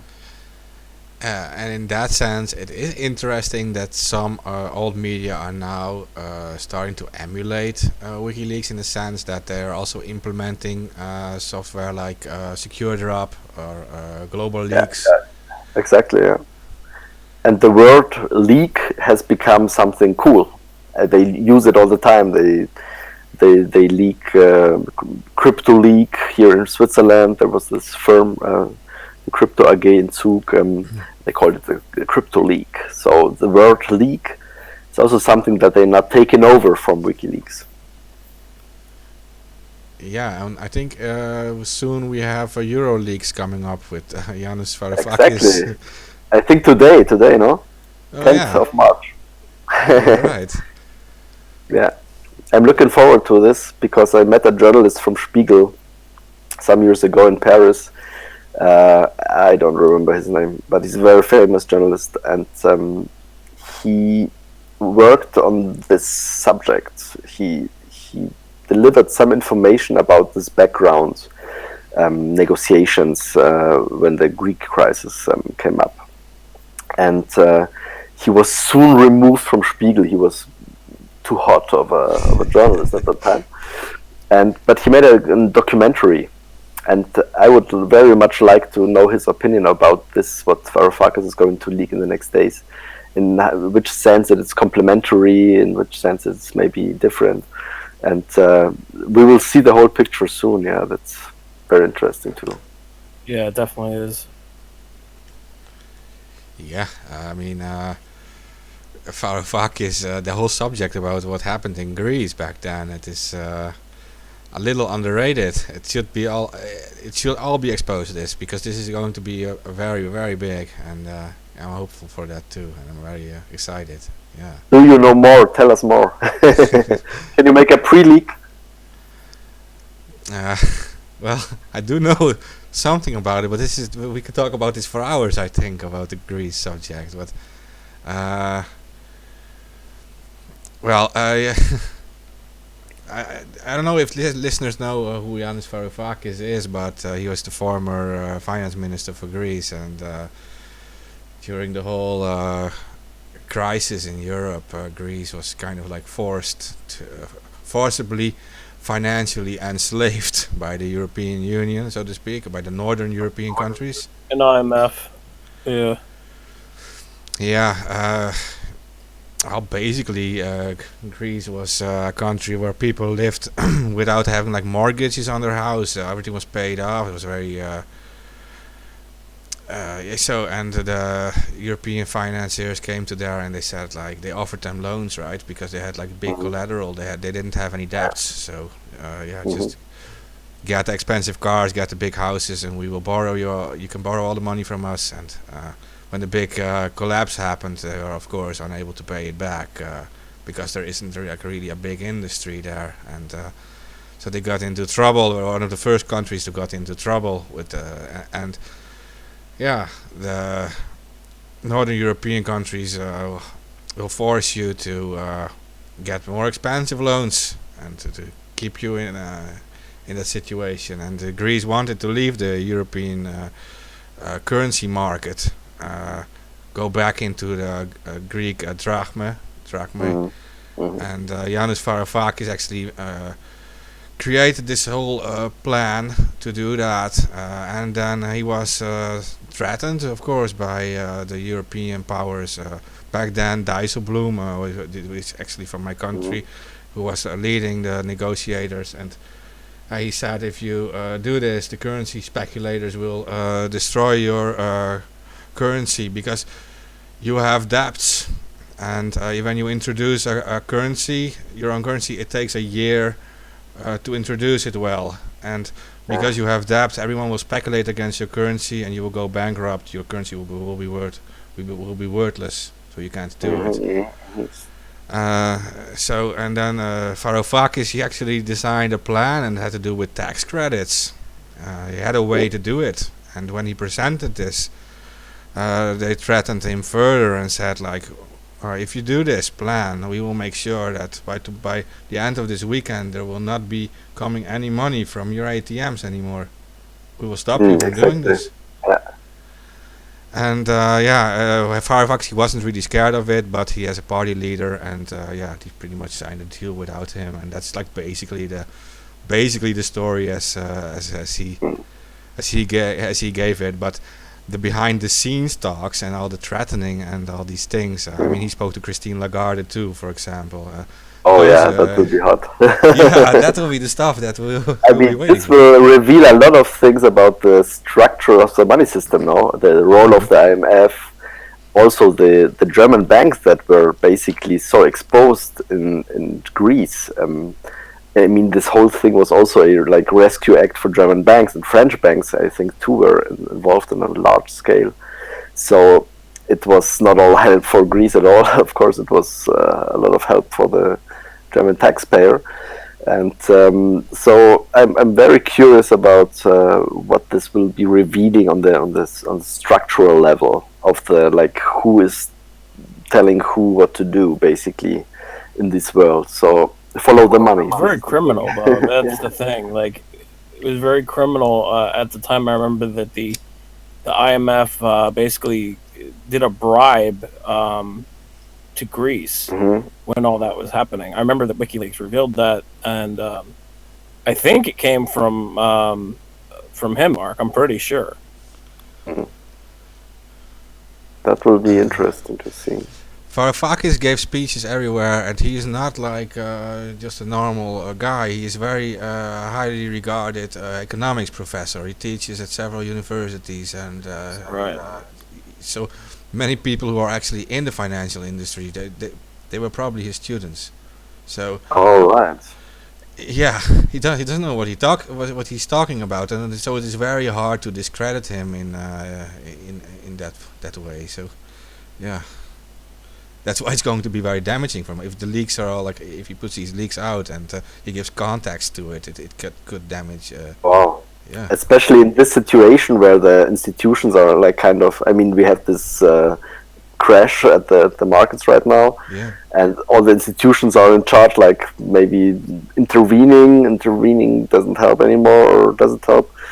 And when the reputation of I mean, this would concern the reputation of the institutions like the ECB also, and especially in this situation, this can be a very, very tough thing. I mean, this can lead to a bigger crisis, even not only, let's say, crisis of the markets, but crisis of reputation, and crisis of confidence in the system, of the monetary system in Europe, for example, and trust, basically. The trust issue is at stake here.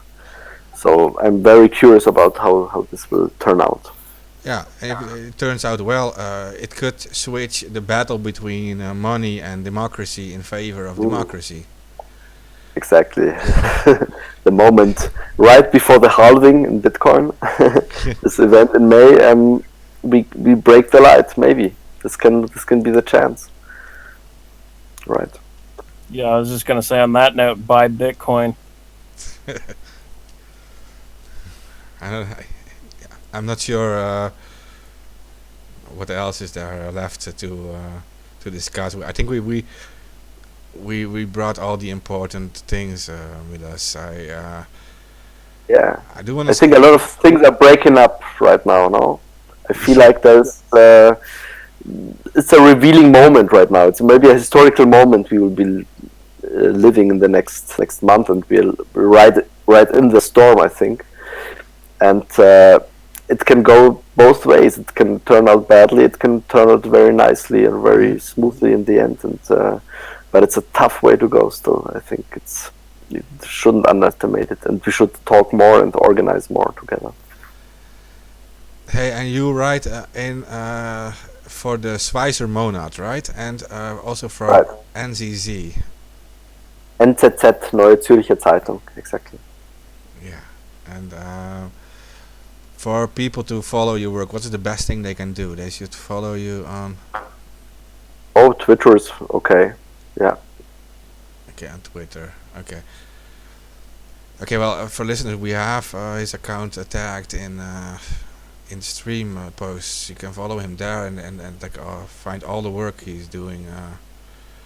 Very active in the fight for free press, and so it is worth it to actually read all these things. I'm not sure. Like, do you want to give? Is there something you want to tell listeners that they what they should do? Like, you have an advice for listeners? Oh, well, I think the public that is listening now is maybe much more experienced already in those things, but if people don't know where to go to maybe learn about private communication and learn about the tools that are out there, they should look up for crypto parties. That's what I tell all the people I know who don't know anything about these things, and just learn about it, learn about Bitcoin, learn about WikiLeaks. This is, I think, one of the main movements right now in the world that are changing things. And learn about the cypherpunks, learn about what is at stake here, and learn the tools. Yeah, it's a very good point.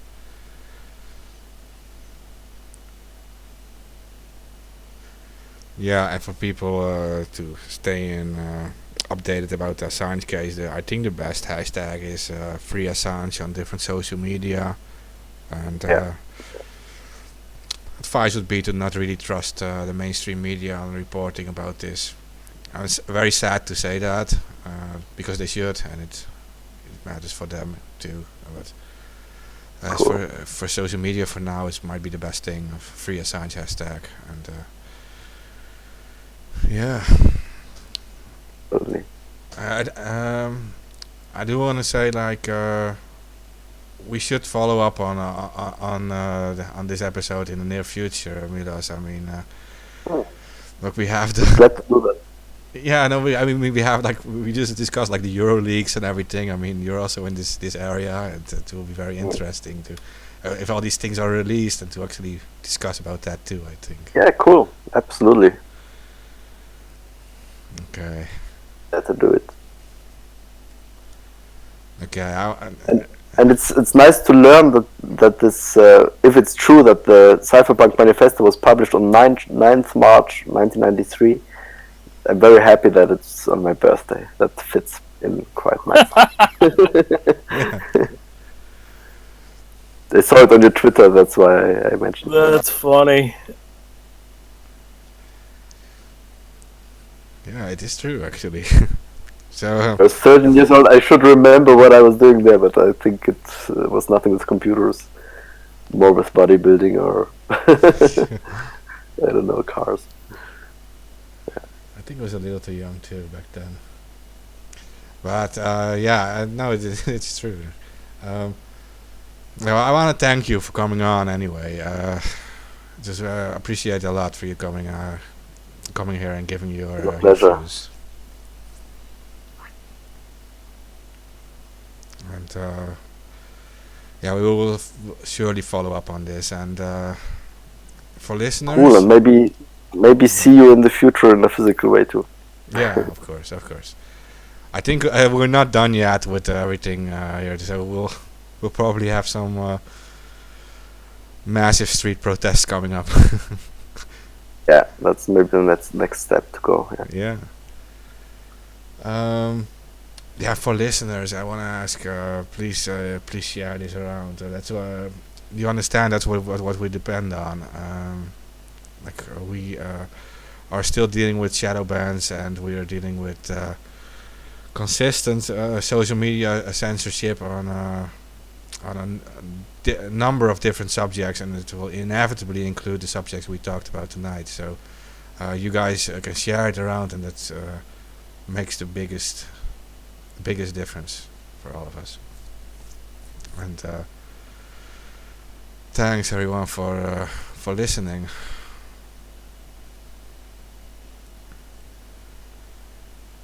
Right, thank you very much from my point too. Yeah, thank you for coming on. Yes, we'll talk later.